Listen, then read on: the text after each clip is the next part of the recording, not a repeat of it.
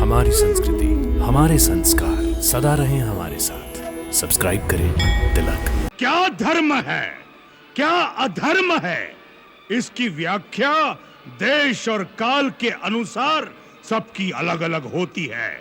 तुम अच्छी प्रकार जानते हो कि जीवन में कई बार वह अवसर आता है जिसे धर्म संकट का समय कहते हैं। जब यह निर्णय करना कठिन हो जाता है कि उस समय प्राणी का क्या धर्म है, क्या कर्तव्य है, ऐसे ही अवसर पर हर प्राणी अपने अपने संस्कारों के अनुसार ही अपने अपने धर्म का निश्चय करता है। धर्मज्ञ विभीषण चाहे निज भाई को समझाए, है कुंभकर्ण बड़ा ज्ञानी, संभव है कि मान भी जाए।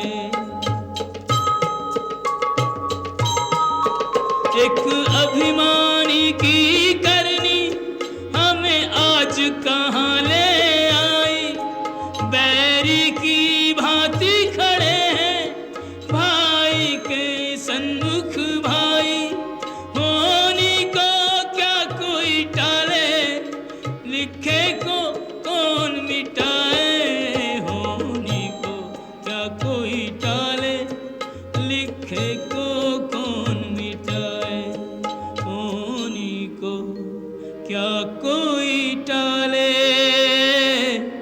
लिखे को कौन मिटाए।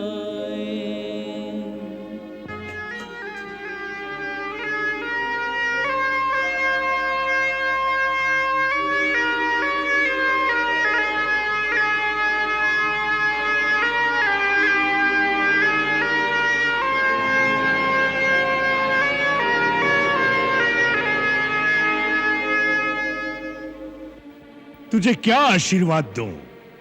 चिरंजीवी होने का वरदान तो तुझे स्वयं ब्रह्मा दे ही चुके हैं। मुझे इतना ही वरदान दीजिए भैया कि मैं सदा धर्म और नीति के मार्ग पर ही चलूं, मैं कभी अधर्म के मार्ग पर न जाऊं। यह वरदान भी तू ब्रह्मा से पा चुका है। ऐसा लगता है कि अब इन बातों के पर्दे में तुम अपने धर्म विरुद्ध कार्य को छुपाने की चेष्टा कर रहे हो। मैंने कोई भी कार्य धर्म विरुद्ध नहीं किया। क्या धर्म है, क्या अधर्म है, इसकी व्याख्या देश और काल के अनुसार सबकी अलग अलग होती है। नहीं, सत्य एक ही है, वो हर स्थान हर काल में एक ही होता है। सत्य ही शाश्वत धर्म है, इसलिए उसकी व्याख्या भी एक ही हो सकती है। अपने पांडित्य से मुझे मत भरमाओ विभीषण। तुम अच्छी प्रकार जानते हो कि जीवन में कई बार वह अवसर आता है जिसे धर्म संकट का समय कहते हैं। जब यह निर्णय करना कठिन हो जाता है कि उस समय प्राणी का क्या धर्म है, क्या कर्तव्य है, ऐसे ही अवसर पर हर प्राणी अपने अपने संस्कारों के अनुसार ही अपने अपने धर्म का निश्चय करता है। जैसे तुमने अपने भाई, अपने कुल और अपने देश को त्यागना ही अपना धर्म समझा है, और मैंने भाई, कुल और देश के लिए अपने प्राण न्योछावर करना अपना धर्म समझा है। मैंने अपने भाई को नहीं त्यागा। मुझे मेरे भाई ने भरी सभा में ठोकरें मारकर अपमानित करके त्याग दिया है। मैं उनके और उनके कुल के हित की ही बात समझा रहा था कि परदारा हरण हमारा काम नहीं, इसलिए श्री राम से विरोध त्याग कर देवी सीता को वापस दे दो और अपने कुल और अपनी जनता की रक्षा करो। मैं उन्हें अधर्म के मार्ग से हटाना चाहता था, परंतु कामवश उन्हें अधर्म ही प्यारा था। इसमें मेरा क्या दोष है?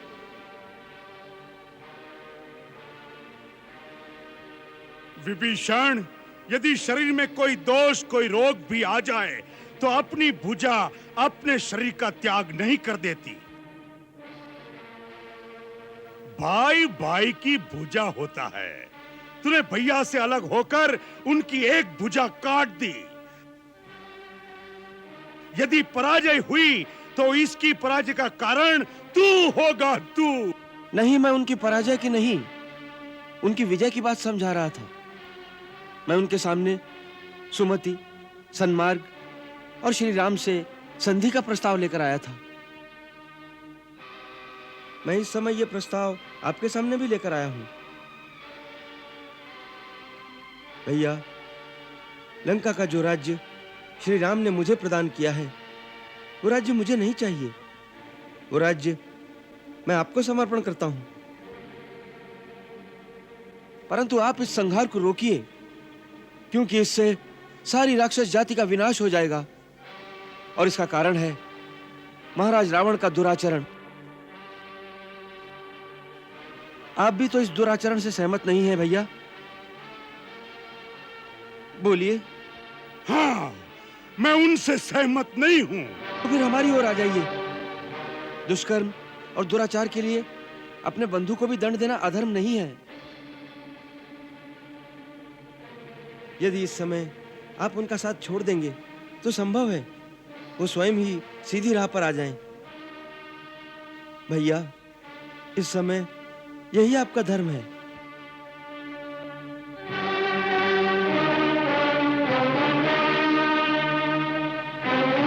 अरे विभीषण, जिसे तू धर्म कह रहा है, उससे बड़ा धर्म और कुछ नहीं हो सकता।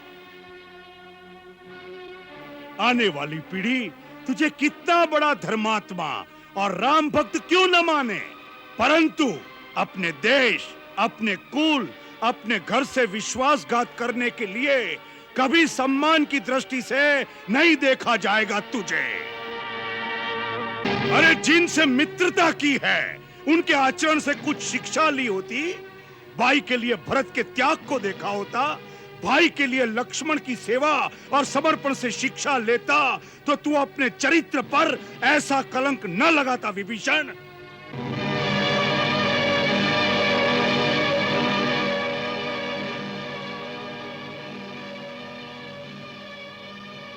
भरत और लक्ष्मण के चरण चिन्हों पर चलने के लिए श्री राम जैसा आदर्श और मर्यादा पुरुषोत्तम भाई भी होना चाहिए।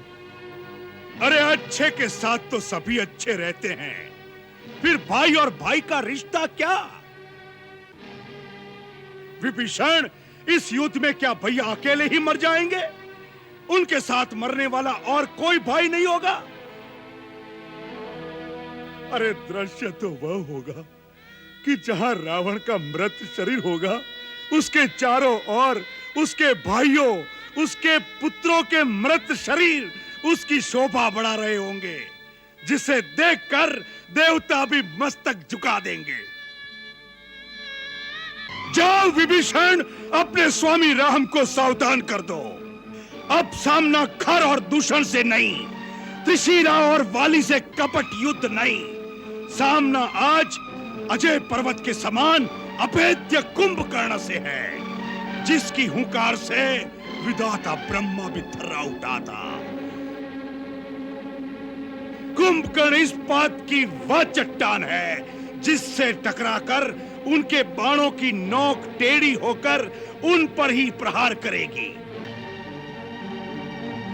तीर, तलवार, गदा और भाले टूट-टूट कर गिर जाएंगे।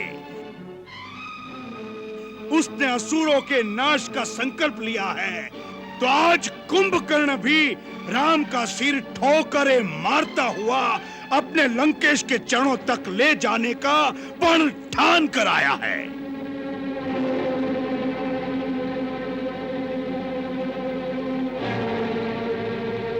जा, जा मेरे भाई, तू निहत्था मेरे सामने मत खड़ा रहे। मुझे अपना पराया नहीं सूझ रहा, अपने आपे में नहीं हूं अब मैं। इस समय मौत मेरे सिर पर तांडव मचा रही है, मरने मारने के सिवा कुछ सूझ नहीं रहा। जा, चला जा अपने स्वामी की ओर से तू युद्ध कर। अपने राजा, अपने भाई के लिए मैं युद्ध करूं। इस समय यही हमारा धर्म है, यही हमारा कर्तव्य है, यही हमारा लक्ष्य है। जा, जा मेरे भाई, मेरे मित्र, मेरे शत्रु, जा।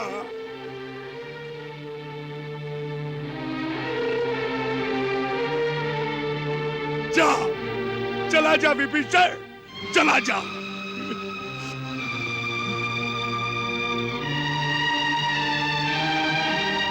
जा, चला जा विभीषण, चला जा।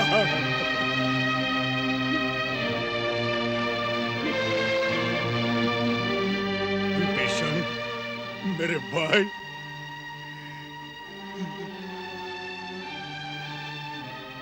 यदि हम सबका मरण निर्धारित है तो विश्रवा वंश के विनाश के पश्चात हम सबका क्रियाकर्म शास्त्रोक्त रीति से करके अपने कर्तव्य का पालन भी करना, क्योंकि तू अकेला ही बचेगा।